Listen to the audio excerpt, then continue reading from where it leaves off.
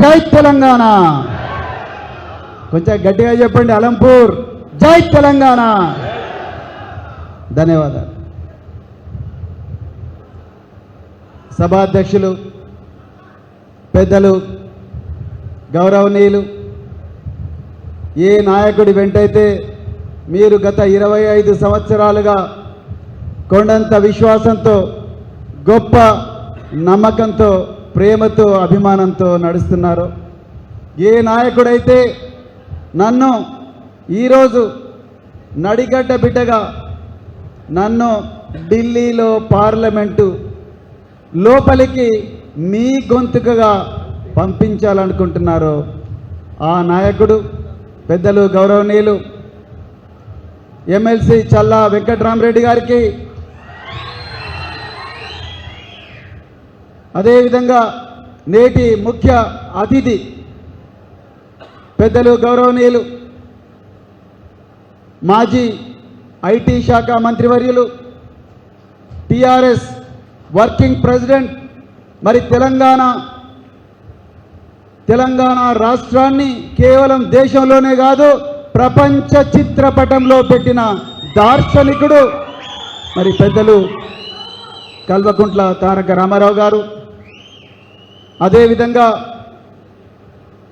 మరో మాజీ మంత్రివర్యులు కేసీఆర్ గారికి చేదోడు వాదోడుగా మరి తెలంగాణలో కేసీఆర్ గారు మార్గదర్శనంలో ఒక హరిత విప్లవానికి ఆద్యులైన పెద్దలు గౌరవనీయులు శ్రీ సింగిరెడ్డి నిరంజన్ రెడ్డి గారు మాజీ మంత్రివర్యులు, మరో నడిగడ్డ ముద్దుబిడ్డ స్థానిక ఎమ్మెల్యే శ్రీ విజయుడు గారు, అదేవిధంగా మరో నడిగడ్డ ముద్దుబిడ్డ గద్వాల ఎమ్మెల్యే శ్రీ బండ్ల కృష్ణమోహన్ రెడ్డి గారు,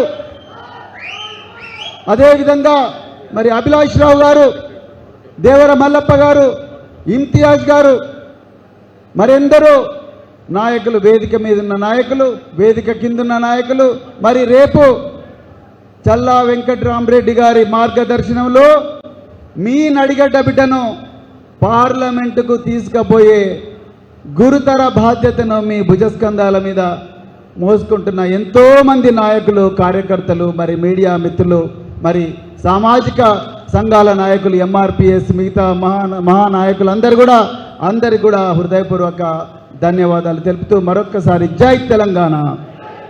మిత్రులారా, సమయం చాలా విలువైనది. మన ముఖ్య అతిథి శ్రీ కేటీఆర్ గారు మళ్ళీ వరంగల్ సభకు పోయే పని ఉన్నది కాబట్టి నేను ఎక్కువగా మాట్లాడను.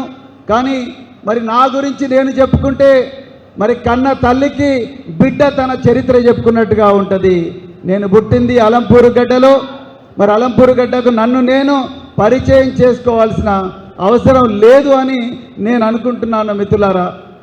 మిత్రులారా, మరి నేను 26 సంవత్సరాల పోలీసు ఉద్యోగం తర్వాత నేను 7 సంవత్సరాల సర్వీసు మిగిలి ఉండగానే మరి రాజకీయాల్లోకి వచ్చి ఉద్యోగంలో చేసింది కేవలం 1% కానీ రాజకీయాల్లోకి వచ్చి ఇంకా 99% చేయవచ్చని మరి కేసీఆర్ గారి ఆశీర్వాదంతో ఏ మహానాయకుడైతే దశాబ్దాల తరబడి అణచివేతకు గురైన ఒక తెలంగాణను విముక్తి చేసి ఒక గొప్ప రాష్ట్రంగా తయారు చేసి దేశంలోనే నెంబర్ 1 రాష్ట్రంగా నిలబెట్టారో ఆ మహానాయకుడి ఆశీర్వాదంతో ఈరోజు నాగర్ కర్నూలు పార్లమెంటు అభ్యర్థిగా ఈరోజు నేను నిలబడుతున్నాను. మిత్రులారా, మీ అందరి ఆశీర్వాదం నాకు కావాలి. ఒకసారి గట్టిగా చప్పట్లు కొట్టి నాకు ఆశీర్వదించండి. మిత్రులారా, నేను ఒకటే చెప్తున్నా, నేను పార్లమెంటులోకి పోతే బుక్కాపురంలో రైతులు కూడా పార్లమెంటుకు పోయినట్టే. నేను పార్లమెంటుకు పోతే అలంపూరు బాలబ్రహ్మేశ్వర స్వామి దేవాలయంలో జోగులాంబ మహాతల్లి దేవాలయంలో, పాపనాశి దేవాలయంలో మరి అర్చన చేస్తున్న పూజారులు కూడా పార్లమెంటుకు పోయినట్టే.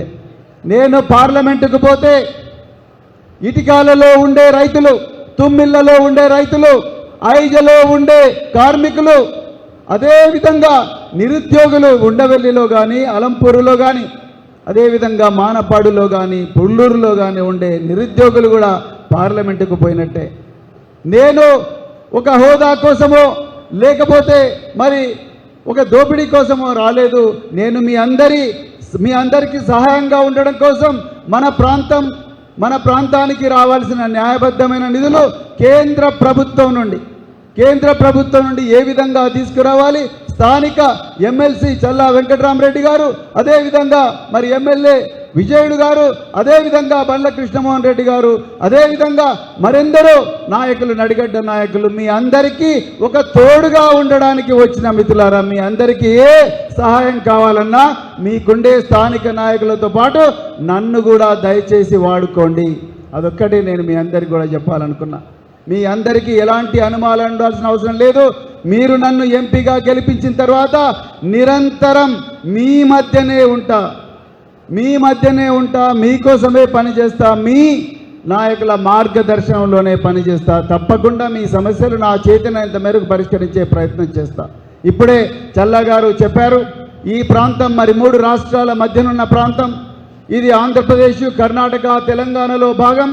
ఈ ఆంధ్రప్రదేశ్, కర్ణాటక ఇంత గొప్ప మరి భౌగోళిక పరిస్థితి ఉన్న ఈ ప్రాంతం, 2 నదుల జీవనదుల మధ్యలో ఉన్న ఈ ప్రాంతం ఎంతో గొప్పగా అభివృద్ధి చెందాల్సిన ప్రాంతం ఇప్పటికి కూడా ఇంకా వెనుకబాటులోనే ఉన్నది. రైతన్నలు ఇప్పటికి కూడా బాధలో ఉన్నారు.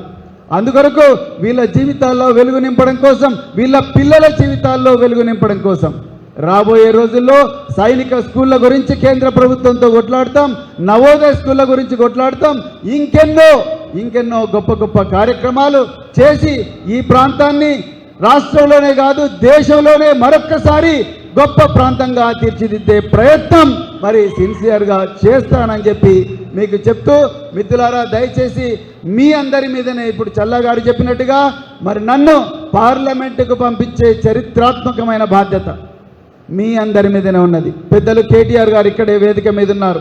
వారు నా అభ్యర్థిత్వం గురించి మరి మహానాయకులు కేసీఆర్ గారిని కన్విన్స్ చేసి, ఒక బాగా చదువుకున్న వ్యక్తి, ఒక నడిగడ్డలో పుట్టిన వ్యక్తి, విదేశాల్లో చదువుకున్న వ్యక్తి, లక్షలాది మంది విద్యార్థులకు ఆంగ్ల మాధ్యమంలో ఇంగ్లీషు మీడియంలో విద్యను బోధింపజేసిన వ్యక్తి, గురుకులాలను ప్రపంచపటంలో నెక్కిన వ్యక్తి, మరి రాజకీయాల్లో ఉండి పార్లమెంటులో మన రాష్ట్ర ప్రతినిధిగా ఉంటే బాగుంటుందని వారు ప్లాన్ చేసి మరి ఈరోజు నన్ను పార్లమెంటు అభ్యర్థిగా నిలబెట్టిండ్రు. మిత్రులారా, మీ అందరి మీద ముఖ్యంగా నడిగడ్డ మీదనే మొత్తం రెస్పాన్సిబిలిటీ ఉన్నది. మీరు నన్ను భారీ మెజారిటీతో ఓట్లు వేస్తే తప్పకుండా నేను పార్లమెంటుకు పోతే మరొక్కసారి చెప్తున్నా, మొత్తం నడిగడ్డలుండే ప్రజలందరూ కూడా పార్లమెంటులో ఉన్నట్టే అని చెప్తూ మరింత చక్కటి అవకాశం మీరందరూ కూడా నాకు ఇచ్చినందుకు, ఎర్రటి ఎండలు ఉన్నా, ఎన్నో కష్టాలున్నా మీరు ఇక్కడికి మా మీద ప్రేమతోని, పార్టీ మీద ప్రేమతోని, పెద్దలు కేసీఆర్ గారి మీద గౌరవంతోని, కేటీఆర్ గారి మీద ప్రేమతోని, చల్లా గారి మీద విశ్వాసంతో, నిరంజన్ రెడ్డి గారి మీద, లేకపోతే కృష్ణమోహన్ రెడ్డి గారి మీద, విజయుడు గారి మీద ఒక గొప్ప నమ్మకంతో మీరందరూ ఇక్కడికి వచ్చినందుకు మరొక్కసారి మీ అందరికీ ధన్యవాదాలు చెప్తూ, జై తెలంగాణ. ఒక్కసారి 2 చేతులతో చెప్పండి గట్టిగా, జై Telangana. Thank you very much మిత్రులారా.